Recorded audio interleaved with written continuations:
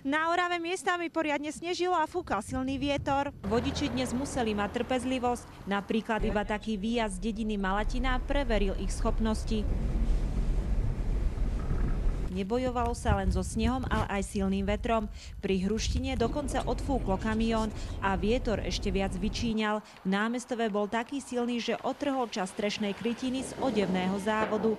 Námestovskí hasiči krytinu museli odpíliť. Počuli sme ako keby nejaký výbuch, niečo také. Ja som mal auto odparkované sem, behom chvíľky tu ani jedno auto nebolo. Situácia trvala približne 3 minúty a už len bolo vidno, ako strecha pada z budovy dole. V Kisuckom Klokočove dnes začala pravá zima. Prekvapilo nás to, lebo z takého dobrého času zas takýto čas. My sme sú tu zvyknutí na to. Ono to každý rok príde a tak sme čakali, že to aj tento rok príde. Kvôli počasiu museli v obci ráno prerušiť práce na vodovode.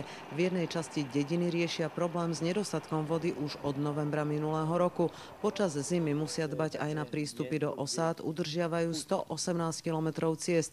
Technika je pripravená. Chlapci sú už pripravení, nádrže sú plné, no a počítam, že dnes večer, najneskôršie zajtra ráno chlapci vyražajú do ulic.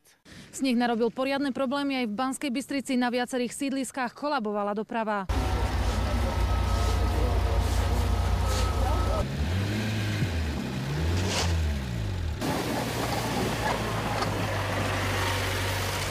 Ale do vrchu nevyjdete, lebo tam sú 2 autobusy skrížené, dobre?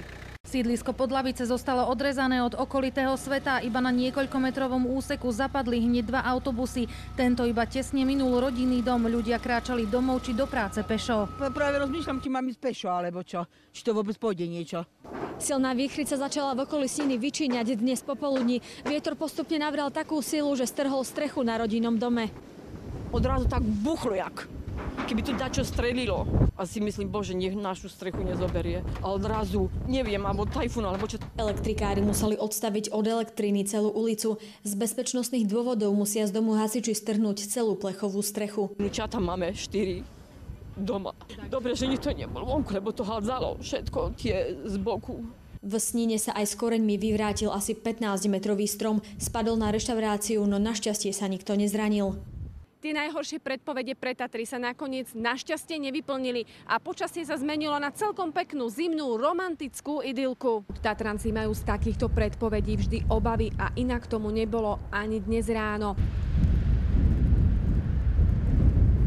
Ráno fúkalo strašne, keď sme začínali vykladať, už sme chceli to zbaliť, že ideme preč, ale trošku sa to začalo okľudňovať. Pod štítmi vietor fúkal oveľa intenzívnejšie a silnejšie ako bežne. V nárazoch dosahoval približne 50-kilometrovú rýchlosť.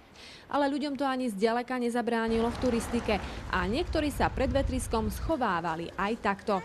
To nič mimoriadne, že by to bolo také vietor. Na to sme zvyknutí. Čertovské tatranské počasie skomplikovalo plány lyžiarom a oveľa viac ako s vetrom sa vodiči pasovali so snehovými jazykmi a s mimoriadne zlými šmykľavými cestami. Pre televíziu JOJ regionálne štáby a Maja Pavlíková.